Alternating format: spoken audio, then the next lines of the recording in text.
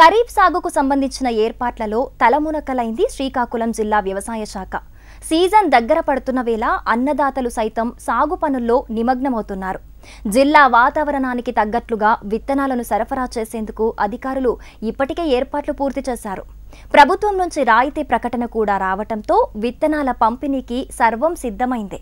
మరి రాయితీ విత్తనాలు ఎక్కడ అందుబాటులో ఉంటాయి, రైతులకు ఎంతవరకు రాయితీ లభిస్తుంది వంటి విషయాలతో పాటు ఖరీఫ్ సాగుకు ఎలాంటి విత్తనాలు ఎంపిక చేసుకోవాలి, సాగులో ఎలాంటి మెలకువలు పాటించాలి వంటి విషయాలపై శ్రీకాకుళం జిల్లా వ్యవసాయ శాఖ జాయింట్ డైరెక్టర్ శ్రీధర్ గారి ప్రత్యేక ఇంటర్వ్యూ మీకోసం. ముఖ్యంగా ఖరీఫ్ ప్రణాళికలో మనం పచ్చిరొట్ట ఎరువు విత్తనాలు అలాగే మరి వరి విత్తనాలని రైతుకి దానికి సన్నద్ధంగా చేసుకుంటూ ముఖ్యంగా మరి 3150 క్వింటాలు మరి ఈ పచ్చిరొట్ట విత్తనాలను కూడా సన్నిధం చేసుకున్నాం.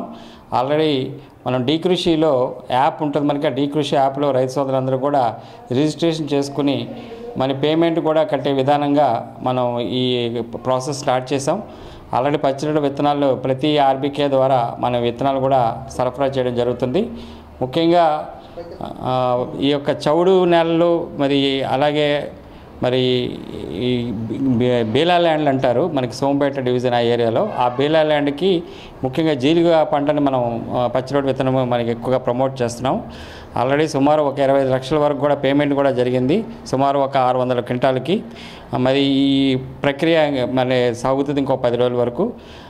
ఈ ముఖ్యంగా ఏంటంటే జీలుగా పచ్చిరొట్ట విత్తనాలు మరి ముఖ్యంగా తెలిసిన విషయమే. మరి ఈరోజు రైతు సోదరులు ఎవరు మరి పశువుల గెత్తము అవి వేసుకోకపోవడం వలన భూసారం తగ్గిపోతుంది. దీనికి ఆల్టర్నేట్గా మరి పచ్చిరొట్ట విత్తనాలు మరి భూసారాన్ని పెంచడానికి కానీ అలాగే యూరియా ముఖ్యంగా ఏంటంటే మన ప్రాంతంలో యూరియా కూడా వాడకం ఎక్కువ. సో యూరియా యొక్క ఈ కన్సెప్షన్ కూడా తగ్గించడం కోసం పచ్చిరొట్టలు కూడా ప్రోత్సహిస్తున్నాం. వీరు ఆరోగ్యం బాగుపడుతుంది, అక్కడ సూక్ష్మజీవుల ప్రక్రియ బాగుంటుంది, అలాగే ఎరువుల సద్వినియోగం జరుగుతుంది, అలాగే మేలైన నాణ్యమైన పంట కూడా రావడానికి అవకాశం ఉంటుంది. కాబట్టి మన పచ్చిరొట్ట పైరులను ఎక్కువగా మనం ప్రోత్సహిస్తున్నాం. దానికి జీలుగా అలాగే కట్టి జనము అలాగే పిల్లి బెసర ఇలాంటి 3 రకాలు కూడా మనం 50% రైతు మీద మనం ఒక రైతు సోదరులకి ఈ డీకృషి యాప్ ద్వారా ఇస్తున్నాం. రైతులు వారు ఆర్బీకే కేంద్రాలకు వెళ్ళి నమోదు చేసుకున్న ప్రతి ఒక్కరు కూడా ఈ విత్తనాలు ఇవ్వడానికి అవకాశం ఉంది. మాన్సూన్స్ ప్రీ మాన్సూన్స్ అడ్వాన్స్ అవుతే ఖచ్చితంగా మనము ముందస్తుగా విత్తనాలు ఇవ్వడం, దాంతోపాటు నీటిని సకాలంలో రిలీజ్ చేయడం అంటే విడుదల చేయడం కూడా ఒక కార్యాచరణ ప్రణాళిక తయారు చేసుకున్నాం. అంటే సబ్జెక్ట్ టు రైన్స్ అనమాట. అంటే వర్షం పడిన దాన్ని బట్టి ఖచ్చితంగా మనము జూన్ 3వ వారం నుంచి కూడా 15వ తారీఖు వరకు జూన్ 15వ తారీఖు నీరు వదిలి మరి జూను నుంచి మరి జూలై 15లో గల మరి నారుమడులు కానీ ఈ నేరుగా ఎదేయడం కానీ మనం ప్రక్రియ ముందస్తుగా తయారు చేసుకున్న ప్రణాళిక. దీనికి అనుగుణంగా మనం విత్తనాలు కూడా సుమారు మనం ఒక 41,238 క్వింటాలు వరి విత్తనాలు కూడా మనం ఒక 2020 క్వింటాలు మరి ట్రైబల్స్కి అంటే గిరిజన రైతులకి 90% మీద, మిగిలిన జనరల్ సబ్సిడీ 39,000 క్వింటాలని మనం మన ఇతర రైతులకు కూడా ఇవ్వడానికి సిద్ధం చేసుకున్న ప్రణాళిక. దానికి ఆల్రెడీ ఇప్పుడు ఈ రోజుకి 22,000 క్వింటాలని మన వివిధ గొడవల్లో కూడా సిద్ధం చేయడం జరిగింది. ఈ యొక్క ఆహార పథకం కింద జాతీయ ఆహార పథకం భద్రతా పథకం కింద మనకి సుమారు ప్రతి కిలోకి ఒక 10 రూపాయలు సబ్సిడీ మీద అంటే బస్తాకు 300 రూపాయల వరకు కూడా మనకి రాయితీ రావడానికి అవకాశం ఉంది.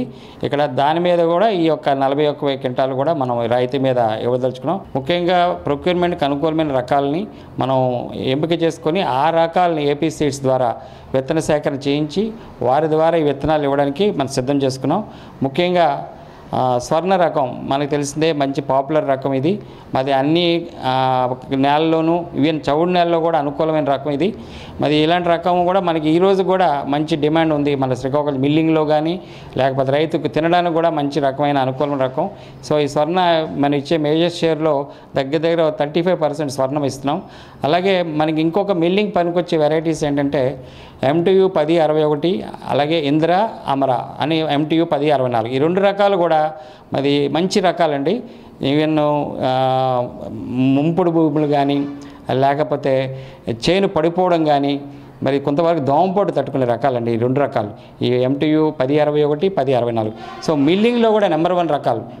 ఎందుకంటే హెచ్ఆర్ఆర్ అంటారు, హెడ్ రికవరీ రైస్ ఎక్కువగా ఉంటుంది, అంటే మిల్లింగ్ పర్సంటేజ్ ఎక్కువ వస్తుంది. సో ఈ రకాలు కూడా మనకి బాగా మనం ప్రోత్సహించడం జరిగింది. సో ఇప్పుడు కూడా మనం ఈ 1061, 1064 ముఖ్యంగా మన వంశధార ప్రాజెక్ట్ కింద, అలాగే మడ్డువల్స్ ప్రాజెక్ట్ కింద ఎక్కడ నీటి లభ్యత ఉందో అక్కడ ఈ రకాలని మనం ముందస్తుగా వేసుకునే రకాల కింద ఈ రెండింటిని కూడా మనం సిఫార్సు చేయడం జరిగింది. ఈ 2 రకాలు కూడా ఇస్తాం. ఇదే కాకుండా కొత్తగా మంచి రకాలు మనం వచ్చినాయి. M2U 1210 అని, అలాగే 1224 అని, 1121 ఈ 3 రకాలు కూడా మార్టే రకాలు. ఇవి కూడా మధ్యస్థకాల రకాలు, అంటే మనం నేరుగా వేదేసుకోవడానికి కానీ, మరి మధ్యకాల రకాలు అంటే ఇప్పుడు మనం ఇందాక చెప్పిన రకాలు ఏంటంటే హెడ్ రిచ్ అంటే ప్రాజెక్ట్ ముందు పరివాహక ప్రాంతాల్లో, ఇది mid rich to late rich అంటే టైలాండ్ ఏరియా అనమాట. సో టైలాండ్ ఏరియాకి అలాగే మనం మధ్యగా ఉన్న పారుదల ప్రాంతాల్లో ఈ రకాలు 3 రకాలు అంటే 1224, 1210 అలాగే 1121 శ్రీధృతి అంటాం. సో ఈ 3 రకాలు కూడా ఇది కూడా మిల్లింగ్లు బాగుంటాయి. ఈ వర్షాధారంకి ఒక రకం, నీటి అవకాశం ఉన్నదానికి ఒక రకం, చౌడు నేలకు ఒక రకం, ఇలా కూడా మనం ప్రమోట్ చేయడం జరుగుతుంది. దానికి అనుకూలంగా 6 రకాల సబ్సిడీ మీద మనం ఇస్తున్నాం ఇప్పుడు చెప్పిన రకాలన్నీ కూడా. అలాగే RGL 2537 అని ఒక రకం ఉంది. అది ముఖ్యంగా ఏజెన్సీ ప్రాంతం ట్రైబల్ ఏరియాలో ఎక్కువగా జోరు పొలాలు అంటారు. సో ఆ జోరు పొలాల్లో మన లాంగ్ డ్యూరేషన్ అనమాట, అంటే 165 రోజులైనా సరే నారు ముదిరి నారు అయినా కూడా పనికొస్తుంది. సో అలాంటి ప్రాంతంలో RGL 2537 మళ్ళీ ట్రైబల్ ఏరియాలో కూడా మనం ఇస్తున్నాం. సో ఈ 6 రకాలు కూడా ప్రోత్సహిస్తూ రైతు మీద మనం ఈ యొక్క ఖరీఫ్ కాలంలో ఇవ్వడం జరుగుతుంది. ముఖ్యంగా ఇక్కడ మరొకరు గమనించవలసింది ఏంటంటే మన జిల్లాలో సుమారు 1,00,000 నుంచి 2,00,000 మధ్యలో మనకి నేరుగా ఎదేస్తారు.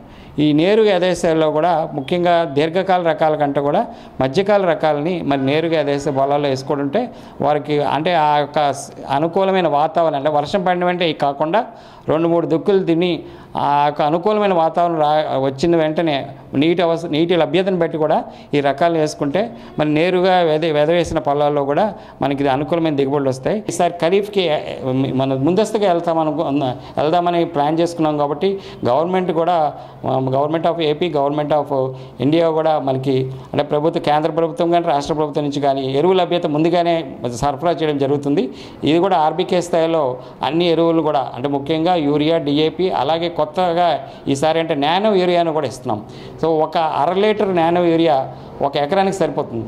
అంటే మనం బస్తా వేయాలనే నానుడి నుంచి కాకుండా ఒక నానో యూరియా 1/2 బాటిల్ కూడా సరిపోతుందని ఒక నానుడి నుంచి రైతులు కూడా మార్పు చెందడానికి ఎరువులపై కూడా అవగాహన కలిగిస్తున్నాం. నీటి వసతి ఎక్కువ కాబట్టి శ్రీకాకుళం జిల్లాలో సో ఈ యొక్క మొత్తం యొక్క విస్తీర్ణంలో మనకి వరే 90% పంట పడుతుంది. తర్వాత మనకు రెండో పంట ఏంటంటే మొక్కజొన్న అండి. సుమారు ఒక 9,000 హెక్టార్ల వరకు కూడా మనకి మొక్కజొన్న పడుతుంది. 2,000 హెక్టార్ల వరకు మనకి ఈ యొక్క పత్తి ఒక 2,000 హెక్టార్లు మనకి కొత్తూరు మండలం కానీ లావేరు ఈ మండలాల్లో సిగడా మండలంలో పత్తి కూడా పడుతుంది. సో కొంతవరకు షుగర్ కేన్ చెరుకు కూడా ఉంటుందండి.